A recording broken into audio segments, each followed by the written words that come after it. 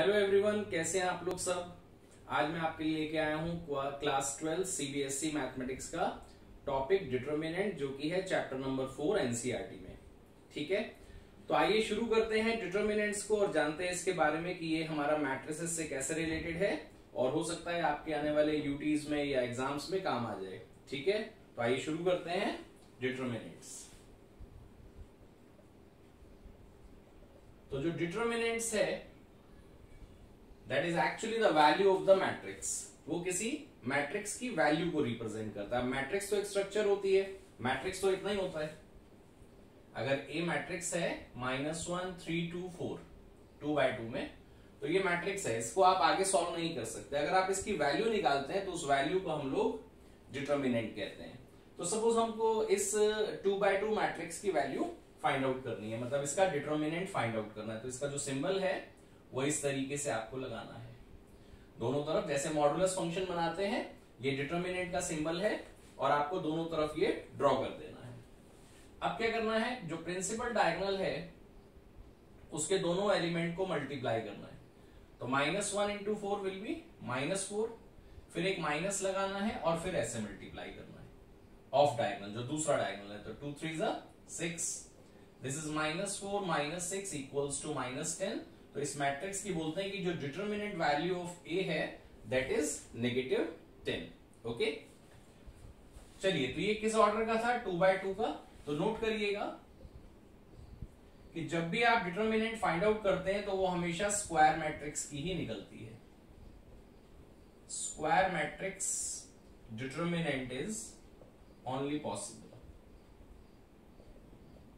केवल आप square matrix की ही डिटरमिनेंट निकाल सकते हैं, मतलब 2x2 का, 3x3 का, 4x4 का। अभी ये तो सिलेबस में है नहीं 4x4 वाला, तो हम लोग 2x2 और 3x3 को सीखते हैं कि हम लोग कैसे इसको फाइंड आउट कर सकते हैं। 2x2 का एक और एग्जांपल लेते हैं। मान लिया ऐसे लिखा हुआ है इवैल्यूएट, अब मैट्रिक्स नहीं है, अब खाली एक डिटरमिनेंट है 3 4 2 -7। इसकी वैल्यू बतानी है। तो अब इसका कोई नाम तो है नहीं, तो आप डेल्टा रख लेते हैं। ट्राइंगल की तरह बनाना है डेल्टा, तो वो इसकी वैल्यू को रिप्रेजेंट करेगा। काम वही करना है, पहले ऐसे मल्टीप्लाई 3 इंटू -7 -21, फिर -2 इंटू 4, इट विल बी -21 -8 -29। तो ये हमारा इसका आंसर हो जाएगा। तो ध्यान दीजिएगा, अगर मैट्रिक्स का नाम ए बी सी है तो उसके ऊपर दो ये लगा देना है आपको लाइंस, जिसको हम मॉडुलस फंक्शन की तरह कहते हैं। डिटरमिनेंट को भी ऐसे ही रिप्रेजेंट करते हैं। और अगर वो डिटरमिनेंट ही है तो डेल्टा लगा देना है। हमेशा स्क्वायर मैट्रिक्स का निकलेगा 2x2 3x3 4x4। आज हम सीखेंगे 2x2 और 3x3 और इसके कुछ और आगे चीजें भी और सीखेंगे कैसे करते हैं। ठीक है, तो 2x2 में इस तरीके से आप कर सकते हैं। और कैसे क्वेश्चन बन सकते हैं, 2x2 का ही पहले हम ले लेते हैं कि और कैसे क्वेश्चन बन सकते हैं 2x2 पे। ऐसा भी हो सकता है कि आपसे कोई अननोन की वैल्यू पूछ ली जाए, जैसे कि उसने कहा find lambda if determinant is 4। अब डिटरमिनेंट की वैल्यू 4 दे रखी है और यहां दे दिया आपको 3 1 लैम्डा -9। अब यहां लैम्डा अननोन है, इसकी वैल्यू आपसे पूछी जा सकती है। तो कैसे करना है, वही पहले ऐसे मल्टीप्लाई, दिस इज -27, फिर minus lambda into 1 lambda equals to 4, -27 -4 equals to lambda, -31 equals to lambda और लैम्डा इक्वल्स टू -31। तो 2x2 में आप इस तरीके से भी फाइंड आउट कर सकते हैं किसी अननोन की वैल्यू जो आपको डिटरमिनेंट के अंदर ही दे रखा हो। ठीक है, तो 2x2 पे ज्यादातर इसी कॉन्सेप्ट पे क्वेश्चन आते हैं।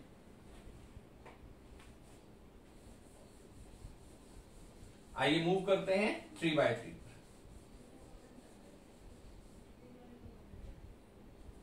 तो 3x3 का लेते हैं एक, पहले मैट्रिक्स लेते हैं। मान लिया मैट्रिक्स का नाम B है 1 -1 2 3 1 6 4 1 3। ये एक मैट्रिक्स है 3x3 का। हमेशा स्क्वायर मैट्रिक्स का डिटरमिनेंट निकलेगा, ये बात आपको ध्यान रखनी है। अगर हम इसकी डिटरमिनेंट वैल्यू निकालते हैं तो इसका नाम तो B है, तो इसके ऊपर आपको डिटरमिनेंट बना देना है पहले आप वैसे तो आप किसी भी रो या किसी भी कॉलम को यूज कर सकते हैं, लेकिन पहले हम देखते हैं कि फर्स्ट रो के अलोंग इसको हम कैसे इवेल्युएट कर सकते हैं। मैं आपको बता दूं 3x3 का जो मैट्रिक्स है उसकी डिटर्मिनेंट वैल्यू किसी भी रो की हेल्प से या किसी भी कॉलम की हेल्प से निकाली जा सकती है। हम लोग ज्यादातर रो 1 की हेल्प लेते हैं। मैं आपको इसी इमेज दिखाऊंगा कि रो 1 या रो 2 को लेने पर कोई फर्क नहीं पड़ेगा। तो पहले हम रो 1 ले रहे हैं, तो यहां लिख भी सकते हैं एक्सपेंडिंग अलोंग R1। R1 का मतलब first row, this is R2, this is R3, this is C1, C2, C3। ये आप जानते हैं लास्ट वीडियो से कि ये रो 1, रो 2, रो 3 है। ये कॉलम 1, कॉलम 2 और कॉलम 3 है। तो अगर हम R1 के अलोंग एक्सपेंड करते हैं, सबसे पहले हमको 1 लिखना है, फिर एक ब्रैकेट, फिर इसका साइन चेंज करना है, फिर एक ब्रैकेट, फिर ये वाला हमारा +2। मतलब साइन किसका चेंज करना है? बीच वाले नंबर का। अभी क्यों करना है ये बताएंगे, फिलहाल इसको पहले हम एक्सपेंड कर लेते हैं। अभी 1 जो है, अब 1 जिस रो में आ रहा है उस रो को आप हटा दीजिए और जिस कॉलम में आ रहा है उसको भी हटा दीजिए, या फिर आप ऐसे कह सकते हैं इसका जो नाम है वो है A11। अब A11 है तो फर्स्ट रो फर्स्ट कॉलम हटा दीजिए, 1 मतलब फर्स्ट रो फर्स्ट कॉलम। अगर इसको हम हटा दें तो ये 4 एलिमेंट बचेंगे, इसमें आपको लगाना है वही क्रॉस मल्टीप्लाई 3 - 6।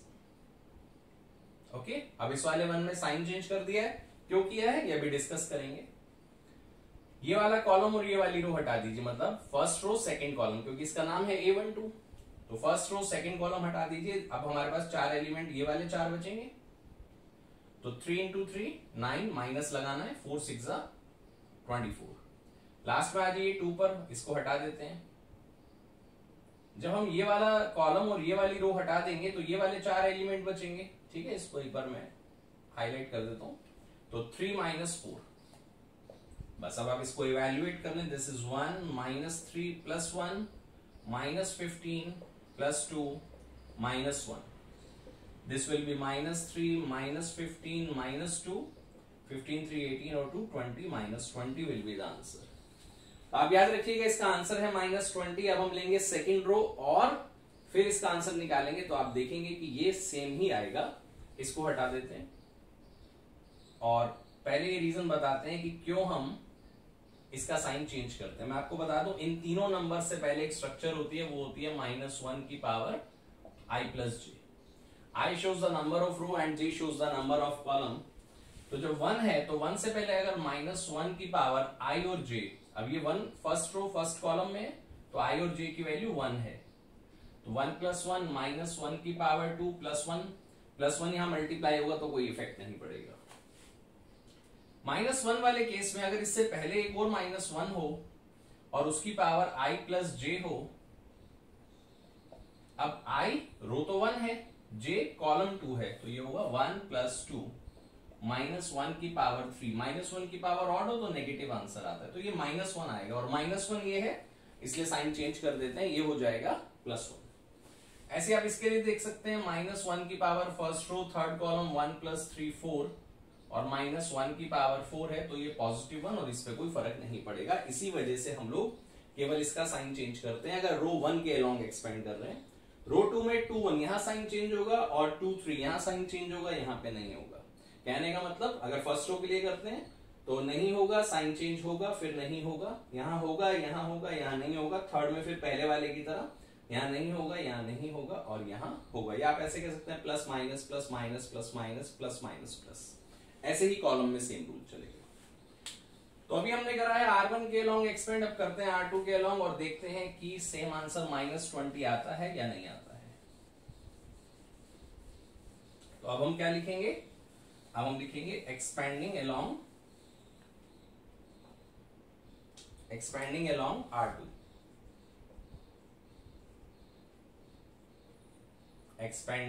R2। आप R3 के लिए भी कर सकते हैं, कॉलम 1 कॉलम 2 कॉलम 3 के लिए भी कर सकते हैं। तो B का डिटरमिनेंट दिस इज 3, अब साइन चेंज इसका होगा, फिर एक ब्रैकेट, फिर +1, फिर एक ब्रैकेट, फिर -6, फिर एक ब्रैकेट। अब इन दोनों का साइन चेंज होगा, बीच वाले का नहीं होगा। प्लस था तो माइनस कर दिया दोनों को। अभी 3 वाले में ये रो और ये कॉलम चला गया, ये वाली row second row first column, तो ये 4 एलिमेंट बचे 1 2 3 4 -3 -2। 1 वाले केस में मिडल रो मिडिल कॉलम गया मतलब सेकंड रो सेकंड कॉलम, तो 3 माइनस 8 और -6 वाले में second row third column, second row third column, ये 4 एलिमेंट बचेंगे। 1 + 4। Now this is -3 -5 + 1, this is -5 -6 5, this is 15 - 5 -30, 15 - 5 is 10 - 30, again you get the same answer -20। तो हमने ये प्रूफ कर दिया कि अगर आप किसी भी रो या किसी भी कॉलम के एक्सपेंड को आप एक्सपेंड करते हैं और इसकी वैल्यू निकालते हैं तो आपको जो वैल्यू है वो सेम मिलती है। ठीक है, ये तो हुआ मैट्रिक्स में। अगर ये डिटरमिनेंट फॉर्म में होगा तो यहां आप डेल्टा लगा सकते हैं। एक क्वेश्चन और करते हैं ताकि आपको बिल्कुल क्लियर हो जाए कि डिटरमिनेंट 2/2 और 3/3 का कैसे सॉल्व किया जाता है। चलिए, तो अगर ये डिटरमिनेंट फॉर्म में है 1, थोड़ा चेंज कर देते हैं, 216 -105 338। अब इसका कोई नाम तो है नहीं तो डेल्टा रख लीजिए। तो आप कोशिश करिए कि आप रो 1 के लिए ये एक्सपेंड करें, that will be easy for you, और गलती होने के चांस कम हो जाएंगे। वैसे आपकी चॉइस है, आप कैसे भी इसे एक्सपेंड कर सकते हैं। तो थोड़ा स्पीड से भी कर सकते हैं। 2 ब्रैकेट -1 ब्रैकेट +6 ब्रैकेट 2 में कॉलम गया, ये रो गया 0 -15, ये कॉलम गया, ये रो गया -8 -15, ये कॉलम गया, ये रो गया -3 -0।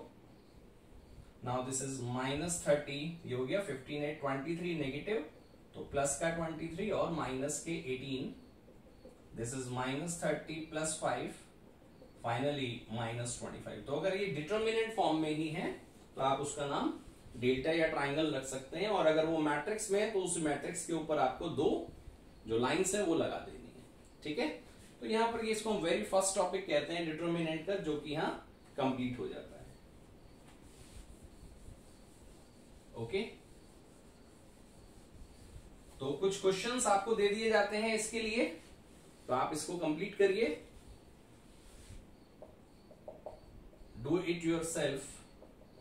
पहला, if a = 3 - 1 2 8, find determinant of a।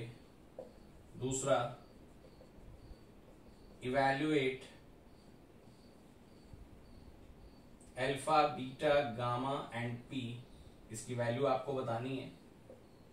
Number 3, अब 3/3 का लेते हैं, या अननोन वाला है ना, तो find p if determinant 3 - p 16 = 12,